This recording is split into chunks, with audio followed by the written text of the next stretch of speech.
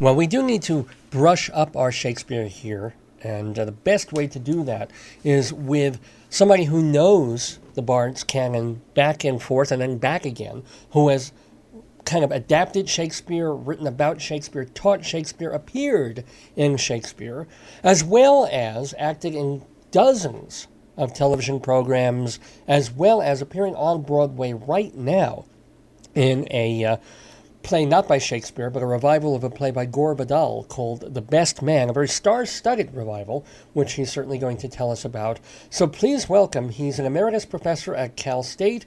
He's been an actor-teacher at the American Conservatory Theater in San Francisco. And hey, he's also been the judge on General Hospital. And you've seen him as Doug Heffernan's dad on King of Queens. This is all by way of telling you just how eclectic and how numerous are the acting and teaching and directing and thinking assignments are of our guest, Dakin Matthews. He's on the phone with us from New York. Dakin, can you hear us in the neighborhood? Dakin, you there? Yes, I am. Oh, hey. Oh, good. Excellent. How you doing? Oh, I can hardly hear you. Oh, okay. I'm going to try and talk a little bit louder there. Sometimes it's a little tough with our equipment here when we're doing phone interviews. But if you can't hear something, just tell me again, and I'll repeat it. Of course, if you can't hear it, you won't know what I would have said. But yeah, it's anyway, very, very low. I can barely hear you. Okay. Forgive me, listeners, if I have to shout a little, but that's the way this is going to have to happen. So Okay. Is the heat wave there like it is everywhere else right now in New York? Well, it's kind of broken a little bit now. It's just in the, I guess, mid or high 70s. We're pretty comfortable. Wonderful. Okay. I mean, it's been horribly hot everywhere else. So congratulations. Well, it was here for a couple of days. Yeah, it was in the 90s for a couple of days. But then we had a big thunderstorm last night that kind of broke. Wonderful. Now, gosh, I don't even know where to start with all your credits and all the things that you've done. But I think the most interesting thing for me is that in your early years, you were not going to go into theater or acting at all. You were going to be a priest. Is that true? Yes, that is true. Yes, I back in my day when I was a young boy, if you wanted to be a priest, you entered the seminary right into high school. And when I entered when I was 12, actually, and had a wonderful education and terrific training, I thought. But as I approached the final days of my training, I decided it probably wasn't the life for me, and came out and determined to be a teacher instead. And while I was teaching, somebody dared me to audition for a play, and I thought, well, why not? It's fun. So Yeah. I did, and that sort of launched my theatrical career. Well, I actually taught and acted for 25 years simultaneously before I retired from teaching. Wow. But let's not go so quickly. I want to roll back to that point of making that life-changing decision that you did. Did you feel in some ways guilty that you were turning your back on some level of the church or God or something, or it was not that a big deal? You just said, oh, wait, no, I meant to act and I'm not meant to be a priest. I'm sorry, you have to repeat it again. I couldn't hear you. I'm saying, was it a big deal when you made that decision to go into theater and acting? Oh, it was a difficult decision because I'd been studying for 11 years, as a matter of fact, training for this particular thing, and I was actually in Rome at the time studying at the Vatican. So it was a pretty big deal, but it was a decision I reached over the course of about a year, with counseling and with a lot of thought. So I was there actually during the Vatican Council, and it was a very heady time in the church and a very fascinating time. But my personal life was going somewhere else, basically. Well, you realized you like girls. I mean, was that a big revelation? So say again? You realized that you liked girls. I mean, you're married now with 4 kids. Oh, well, I think everybody likes girls, or most people most men of my age liked girls. It became a factor as you looked at the future, the rest of your life, and a celibate life, you begin to think, well, is this something I really want, or is this something I'm really, whether you want it or not, whether I'm suited for? And I think that's the decision that a lot of seminarians make as they're moving along. Is that the life that I can live fruitfully? Is it a life I can live well, or is it a life that I would perhaps regret having chosen at a certain point? So, well, you certainly wouldn't have been fruitful in the literal sense of the word. Can I ask, though, I didn't realize that you lived and worked and studied at the Vatican. What was that like day to day being, in the Vatican? I mean, I visited the Vatican, but for a couple of hours. What was it like to be there? Well, we were actually on Vatican territory, though not inside the walls of the Vatican. There's an institution, it must be almost 100 years old now, called the North American College, which is where American seminarians are sometimes sent to study for 4 years, the last 4 years of their studies. And so we were living in an all English speaking college and attending an all Latin speaking university, and it was it was just like pretty much any other college, except it was an all male institution. Mm-hmm. And your professors were obviously the sort of world's best professors. They were Jesuits at that particular university that we all attended, and the training was extremely good in philosophy and theology. We didn't have a lot to do with the day-to-day life of the Vatican, particularly, but we were technically on Vatican soil and continuing our training in Rome. Now, as part of your studies there, were there also what you would call the general ed topics, the liberal arts? Did they also teach you? Pretty much. Well, yeah. we were encouraged to continue, to get to know the city and to get to know its museums and its history. But in seminary training, generally the first 8 years are very heavily in liberal arts. In fact, when I left the seminary, I found out I basically had enough credits practically to have a degree in English because of all the literature and English that we studied. But the last 4 years then are very focused on theology and not a lot on the liberal arts. Although in most seminaries there will always be extracurricular work in literature or in theater, for that matter. There's always a fairly strong, not theater department, I wouldn't say, but extracurricular theater in seminaries, as there are sports programs. All that youthful male energy has to go somewhere.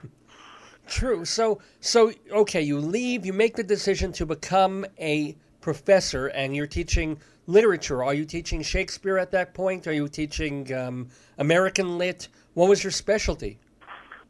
Well, when I left, I decided to continue my education and look for work, and I was most qualified, in fact, to be a teacher. So I did start teaching and went to graduate school in English, mostly because it was the subject that I had studied most and had most interest in. So I took a graduate degree at a university in California, which was heavily dominated by Renaissance English scholars. So that sort of became my major field of study. And I'd been interested in Shakespeare all my life. Even as a student in the seminary, I found the plays fascinating, and actually had acted in a bunch of them while I was in the seminary. Oh. So I sort of focused my studies on Shakespeare at that time and dramatic literature. And it was in my the second year of teaching that my first year of teaching, somebody had dared me to audition for a Shakespeare festival. And I went out and auditioned for it. I'd never auditioned for anything in my life. And got cast as Falstaff in Henry IV, Part 1 for the summer. So I thought, well, that will be good. I will learn something about producing these plays while I'm teaching them as literature. And so I did that for a couple of summers, and then somebody asked me to work during the school year professionally. And I thought, well, that'll be difficult because I'm a full-time, university professor or assistant professor at that point. And I went to my chairman and I said, people are beginning to ask me to act professionally during the school year, and it's been very helpful to my teaching and my understanding of literature and Shakespeare. So I'd like to do it. Is it possible to work something out? And this particular department at California State University, Hayward, has been very supportive, always treating my acting as a professional activity, like publishing, really, basically. So I said, how about if I teach all the 8 o'clock classes? And that means I'll be there 5 days a week as opposed to most professors who are there 2 or 3. And I'll be working from 8 to 12 every morning. And he said, well, the rest of the faculty would love that.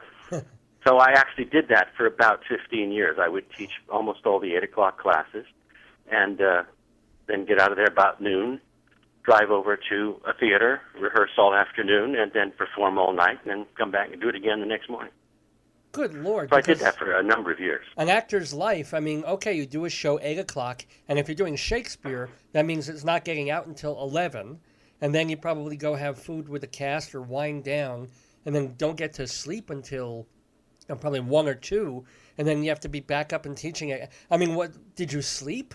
Was it draining, or were you young enough? I'm sorry, you're breaking up. Could you say that again? I'm saying, did you get sleep? I mean, was it incredibly exhausting, or did you manage? Was it just a pretty normal schedule? Well, you know, I always found theater incredibly energizing, and I always found teaching very energizing. I mean, there were times if I was, you know, this is in Northern California, so sometimes there are long commutes and late at night, and that could be somewhat exhausting. But I had a very supportive department and a very supportive wife and family that took on, extra burdens of raising the kids because I was gone so much. So it lasted for quite a while, and I took about 3 years out and came back to New York and worked at Juilliard and went to more graduate school, then went back to California and continued that again.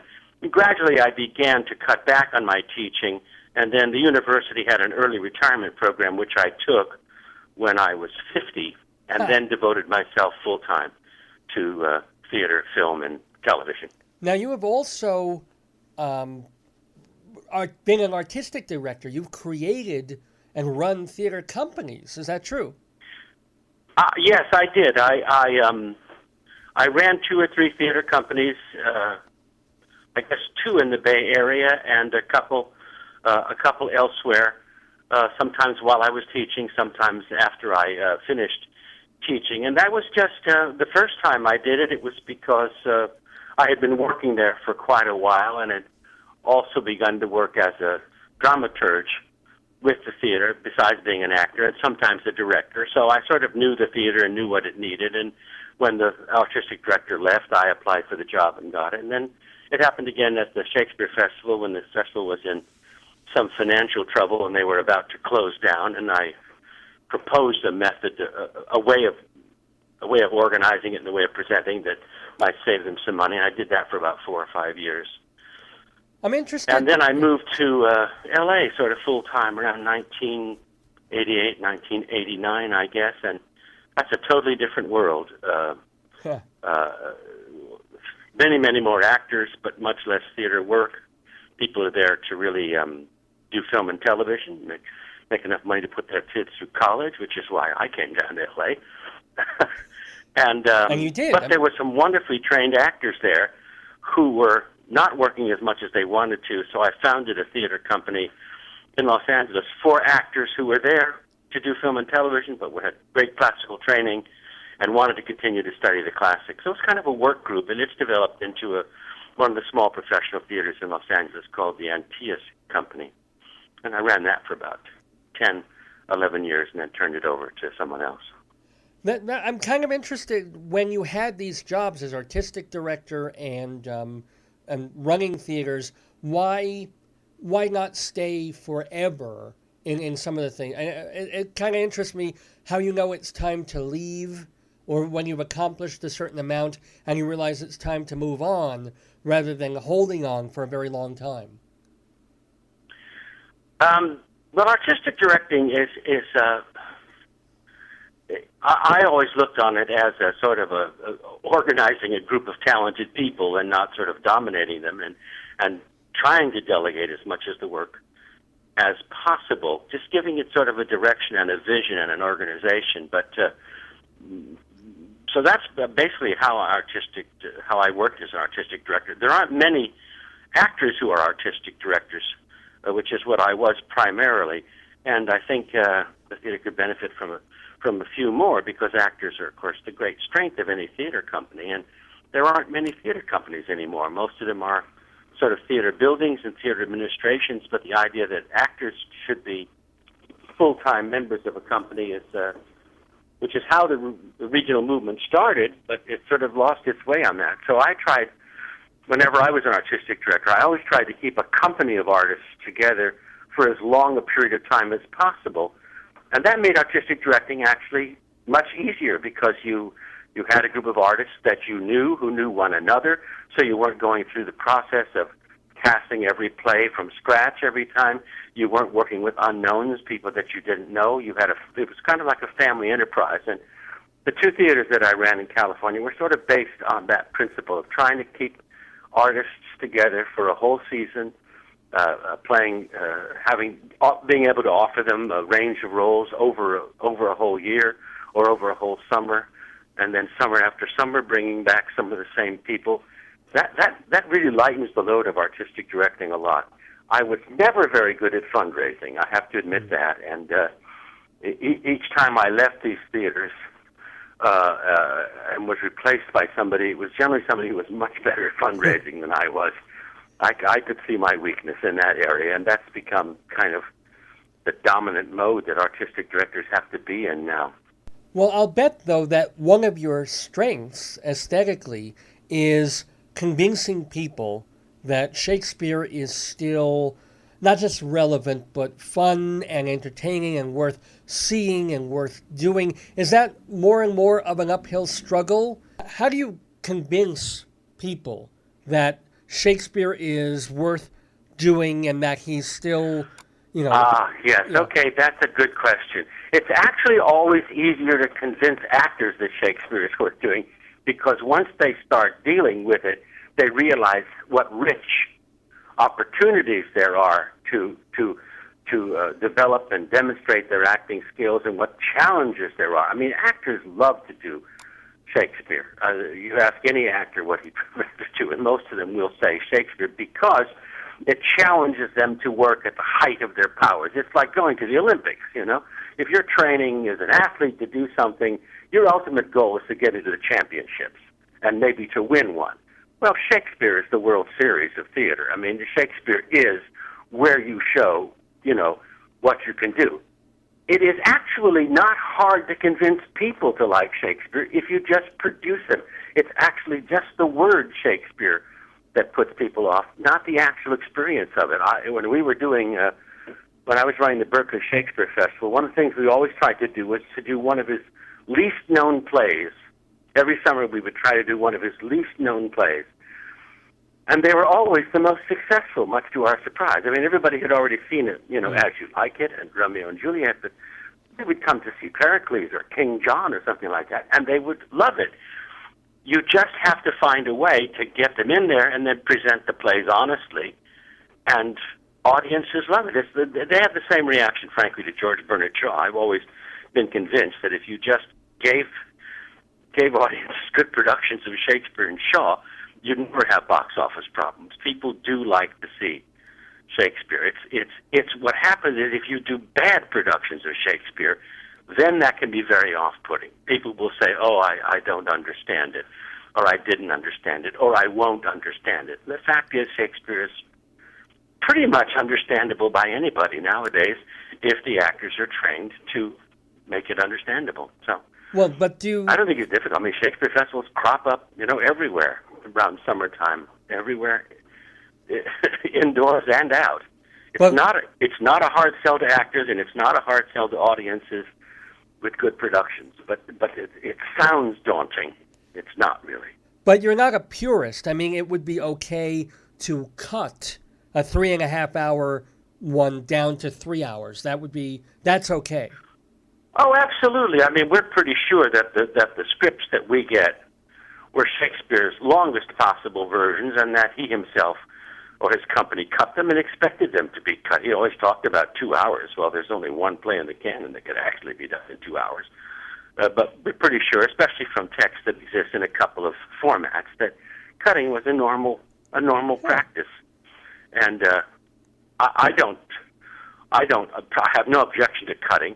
I don't cut because I don't understand it. I have to wait until I understand it before I cut it.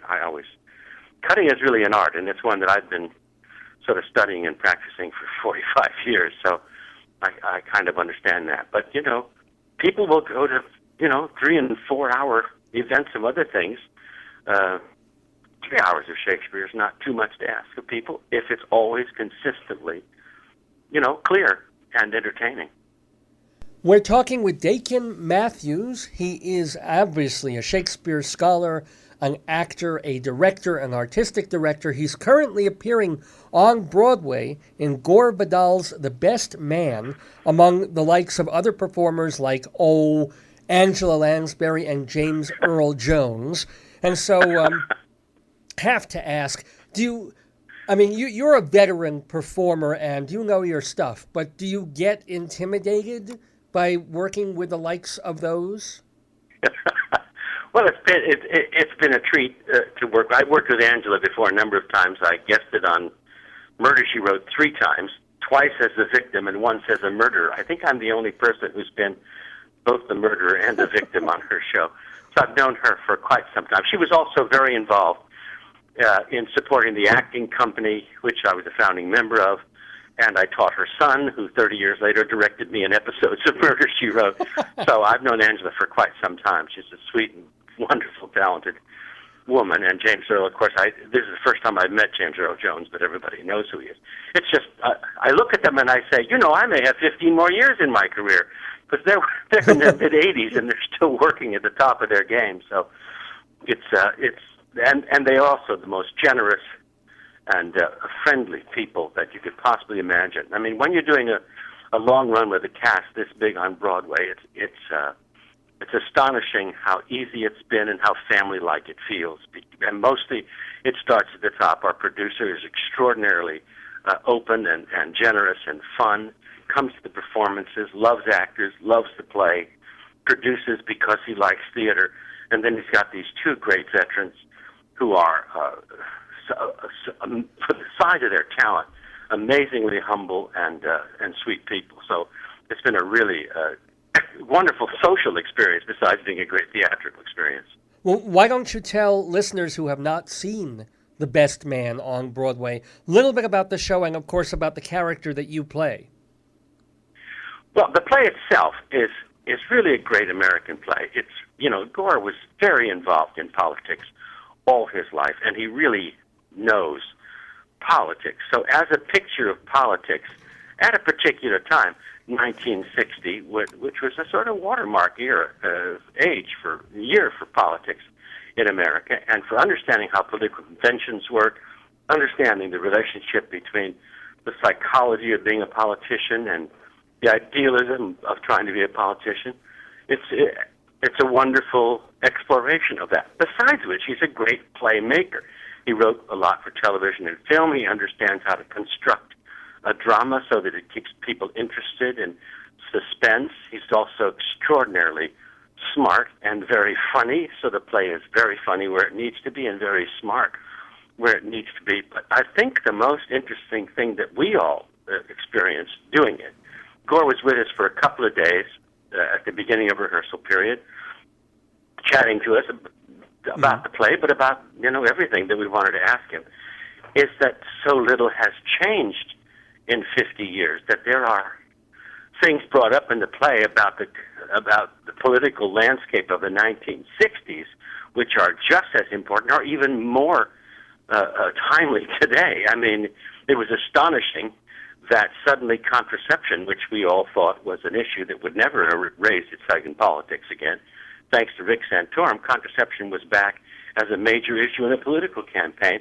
as it was, in a sense, in this play, so that he was sort of prescient about where politics was going, also in terms of sort of a fundamentalist Christian running against a sort of an educated Ivy League atheist or agnostic. I mean, it's quite astonishing that 50 years later the play still feels like it's timely. People ask us at talkbacks, well, how much did he rewrite this for the current production because it seems so timely? And we have to say, not at all. Didn't change a word from when he originally wrote it. In fact, I think about 20 years ago, he tried to do a rewrite and update it for a Los Angeles production. It was not terribly successful. Going back to the original script has made it just a winner. And for us also, the second most fascinating thing and something we love about the play is people, I think, I mean, it's so heavily star-laden. Besides James Earl Jones and Angela Lansbury, you get to see Candice Bergen on stage, which is terrific, and Eric McCormick, who's a wonderfully classically trained actor before he did Will and Grace, and he's a terrific on stage. And John LaRoquette, who is a sort of an icon in situation comedy, turns out to be an extremely smart and wonderful, stage actor, even though he's done very little stage acting in his life. He's already won a Tony for his first Broadway production last year and got nominated for one. No, he didn't get nominated for one, but he did get some nominations. So people come, I think, to see the stars, because you're never going to get that assembly of stars on a stage. There hasn't been that in I don't know how many years. And by the time we get halfway through the second act, suddenly they are drawn completely into the story. And whereas stars are getting entrance and exit applause, now lines, plot twists, surprises in the story are getting applause and laughter and cheers and gasps. And that's what's kind of fun. It's very smart of Jeffrey Jeffrey Richards, our producer, to load it up front with so many stars and then sort of trick the audience into getting involved into a wonderful play and care more about what happened to the characters than the fact that they saw those stars playing them. Now, did you get a chance to see the Broadway production a decade ago? And did it influence, if you did? No, I didn't. I didn't see that, although our stage manager had worked on it. And Mark Blum, who's replaced Michael McKean after the car accident that Michael had, car jumped up on the sidewalk and ran into him and broke his leg in a number of places, and Michael had to drop out of the show. This first performance he missed in 40 years, he said. But Mark Blum, who took his role over just a couple weeks ago, played the same role in that production 12 years ago, yeah. I did not get a chance to see it. Now, apparently it's very, very different. Apparently the scenic design is much more appropriate for this. It's a beautiful, complex set on two turntables that really, I think, is astonishing. And then the producers and the designer have also turned the entire theater into a convention hall. And the other smart thing, I think, that Jeffrey, and we're very fortunate to have a great director, Michael Wilson from Hartford Stage originally, who handled all the personalities and all the actors coming from different traditions and different levels of celebrity, brilliantly stayed always true to the text and always encouraging. They decided to turn the entire theater into a convention hall. And that was, so it's kind of almost an environmental show, which is, I think, very exciting for the audience. And then I think the third really smart thing was to hire a lot of essentially comedians to play straight roles. And John LaRoquette and Eric McCormick, obviously, and Candice Bergen is, her comedy series. Yeah. These are all really trained comedians. So basically, you get, in a serious play with a lot of wit, you get people who know how to deliver those lines to get the laughs, to keep the play from getting too serious or too somber, that keep the sort of tone elevated and light and keep the audience entertained. I think it's been a real treat to work with such wonderful comic actors in this very serious play. Now, speaking of well-known actors and performers that Dakin Matthews has worked with, I am curious about anecdotes of other actors that either you have worked with or even taught in your years at ACT and in California. I mean, you feel free to name drop. And any anecdotes or memories of the early stages of some people we know very well? Well, my wife was a member of the very first acting class ever to go to Juilliard. Wow. She was an actress at the time. She's a director now. She directs all my plays, and we have a small theater in Los Angeles where she directs. And she directs elsewhere from time to time. She was a member of what they call Group 1, which is the first group ever to be invited to go through Juilliard as an acting class. And, members of that company were the famous ones, obviously, Kevin Kline, Patti LuPone, David Ogden Stiers, it was after about 3 years of their being in that class, John Housen just said, I've got the makings of a real company here. And he decided to keep them together after they graduated to form the acting company. And, it's in its 40th year now, the acting company, now run by Margot Harley, and keeps hiring and, actors at the very beginnings of their career.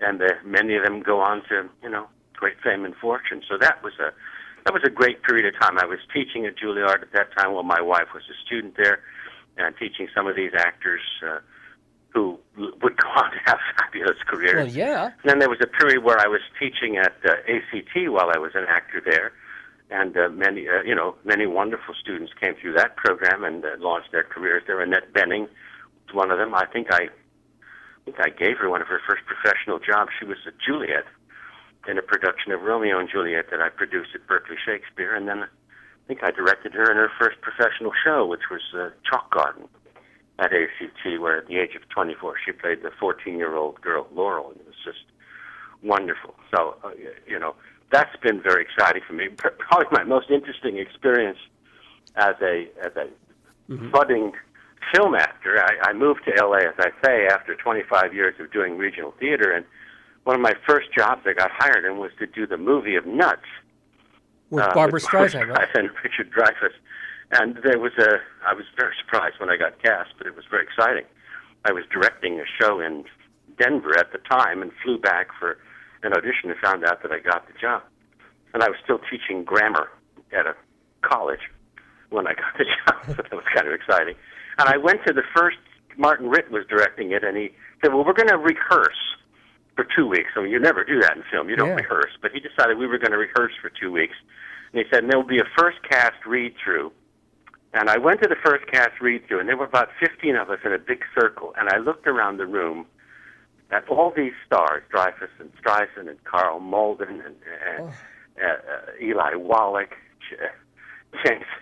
I can't even remember how many. There were about 50. I was the only person in the room I didn't know. These were all icons of great, not just film acting, but theater acting. And it was like I was in actor heaven. That was very, very exciting for me.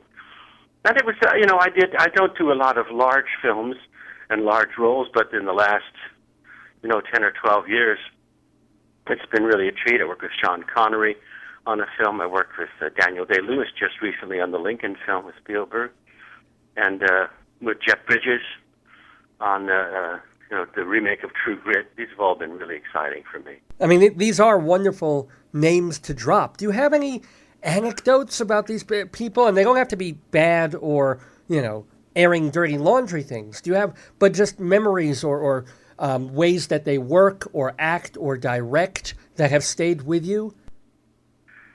Well, actually I have to leave now because I have to walk over to the theater. Of course. I'm going to sort of sneak out of that question, but I will say that, I live about 2 blocks from the theater, but we have a matinee today. Sure. I will say my experience has been almost always an extraordinarily pleasant one, that most professional actors, whether it's in theater or it's in film, are genuinely serious about their craft, pleasant to their fellow workers. That's the thing that I think has always been extraordinary for me, that even when you work with major stars, people whose persona are so much bigger than almost they are themselves, they are often very generous with you, very sociable with you, and very professional with you. I remember when I guess my last Murder, She Wrote with Angela, and she was always very, very nice. And I remember once she came around she was shooting the last scene where she has to do the big summation, and reel off this long, long monologues about who did what to whom and how she figured it out, those typical things. Yeah. But she came over to each cast member at that point and said, I'm going to have to use cue cards held up behind you while to do this summation because there's just too many words for me to remember at my age. I'm working long hours. So I apologize. She apologized to her fellow actors for the fact that she had to read off cue cards and couldn't look them right in the eye. I thought that was, Nice. pretty astonishing. A very generous and genuine person. So I've always enjoyed that. Well, I'm sorry to cut this Yes. off, but I actually do have to go down to my dressing room and get ready to play Clyde Carlin in The Best Man. But it's been a real treat talking to you. absolutely a delight to talk to Dakin Matthews. Go see him on Broadway in The Best Man. It's running till what? September, till the end of the summer, right? You go through to September 8th, yep. September 8th. Go see And him. we're bringing in a whole new, whole new quartet of stars in a couple of weeks. So some of the people have prior commitments, either in theater or film, and they have to sort of rotate out. So we're rotating some in. You can come in now and see some new people. John Stamos and Kristen Davis is coming in. Sybil Shepherd is coming in. Wow. And what's the other one? Who's replacing Angela? You told me. What's your name? Oh, Elizabeth Ashley. So we're wow. bringing in 4 new stars. So even if you've seen it once, you'll come back and see more the next time. And you can still see Dakin Matthews. He's in for the whole run. Everybody, go see him. And Dakin, it's just been absolutely a delight. Thank you so much for being in the Thank neighborhood. you, David. Have a great Bye-bye. one. It's been pleasant.